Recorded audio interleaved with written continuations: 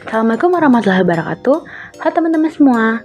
Kali ini aku akan membahas materi PAS berupa kegerangan serta konektivitas antar ruang dan waktu, subbab materi kondisi geografis Indonesia. Sebelum masuk ke pembahasannya, perkenalkan nama aku Regina Pramesta, aku dari kelas 10 kelas 1. Subbab ini akan membahas 4 topik. Yang pertama adalah luasan batas wilayah Indonesia, letak wilayah Indonesia, bentang alam Indonesia, serta karakteristik wilayah daratan dan perairan Indonesia. Oke, mari kita masuk ke materinya. Kondisi alam di Indonesia dipengaruhi oleh letak geografisnya yang berada pada kawasan tropis. Letak geografis tersebut menyebabkan Indonesia memiliki keanekaragaman dalam segi seni, suku, dan juga budaya. Nah, berikut ini adalah kondisi geografis yang ada di Indonesia. Indonesia merupakan negara yang memiliki sekitar 17.500 pulau dengan tata luas wilayah sekitar 7,81 juta kilometer persegi. Oleh karena itu, Indonesia disebut negara kepulauan loh.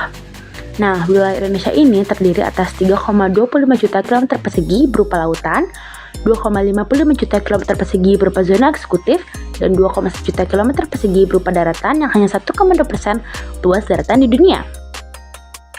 Yang kedua ada batas wilayah Indonesia. Batas wilayah ini dibagi menjadi beberapa bagian. Yang pertama, batas darat. Batas darat terdiri atas batas alami dan juga batas buatan. Apa sih batas alami itu? Batas alami merupakan suatu wilayah yang dipisahkan oleh kenampakan alam. Nah, kalau batas buatan itu merupakan batas yang sengaja dibuat oleh manusia. Indonesia sendiri memiliki perbatasan internasional dengan Malaysia, Papua Nugini, serta Timor Leste. Nah, yang kedua adalah batas laut yang dibagi menjadi 3 bagian. Pertama ada zona ekonomi eksklusif, adalah batas wilayah perairan ekonomi suatu negara yang ditentukan dengan jarak 200 mil dari garis pantai ke laut bebas. Indonesia memiliki hak mengelola sumber daya laut di zona ini. Nah, yang kedua ada zona laut teritorial, merupakan garis hayal menghubungkan titik ujung terluar pulau. Nah, zona ini diambil dari garis dasar ke laut lepas panjang 12 sampai 22,2 km. Yang ketiga adalah ada zona landas kontinen, di mana Indonesia terletak antara 2 landasan yaitu Asia Australia. Yang diukur ada garis paling dasar lebih kurang 150 meter.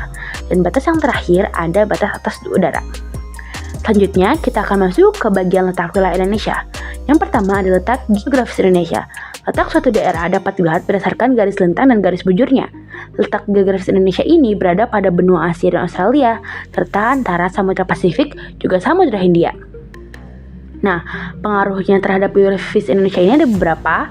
Yang pertama, terjadi aktivitas perdagangan dunia. Kenapa sih? Karena Indonesia memiliki letak geografis yang strategis sehingga selalu menjadi persimpangan laut lintas dunia.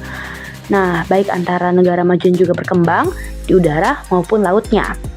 Dan yang kedua ada kondisi sosial budaya masyarakat Indonesia yang kini kian menjadi beragam. Yang kedua ada letak geologis di Indonesia. Ditinjau dari segi geologisnya, kepulauan Indonesia ini terletak pada 3 lempeng besar. Bagian utara merupakan paparan Sunda terletak pada lempeng Eurasia. Bagian barat dan selatan merupakan paparan Sahul berada pada lempeng Indo-Australia, serta bagian timur yang merupakan dasar samudra yang terletak pada lempeng Pasifik. Dan yang ketiga adalah letak Indonesia berdasarkan garis lintang dan juga garis bujur. Berdasarkan garis lintangnya, Indonesia itu terletak di antara 6 derajat lintang utara dan 11 derajat lintang selatan. Lalu, berdasarkan garis bujurnya, Indonesia terletak antara 95 derajat bujur timur sampai 14 derajat bujur timur. Selanjutnya, kita akan masuk ke topik bentang alam di Indonesia. Bentang alam Indonesia merupakan perwujudan muka bumi yang ada di wilayah Indonesia. Ada beberapa jenis bentang alam yang ada di Indonesia. Yang pertama, ada gunung dan juga pegunungan. Wilayah Indonesia ini dilalui oleh 2 sabuk gunung berapi dunia yaitu Sirkum Pasifik dan juga Sirkum Mediterania. Yang pertama ada Sirkum Pasifik yang merupakan deretan gunung berapi berawal dari barisan pegunungan Andes Amerika Selatan bersambung ke pegunungan Rocky Amerika Utara, lalu bersambung ke Jepang hingga ke Filipina.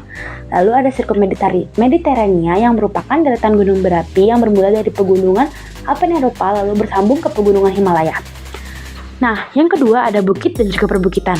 Daerah perbukitan ini memiliki kemiripan dengan daerah pegunungan, namun dengan skala yang lebih kecil.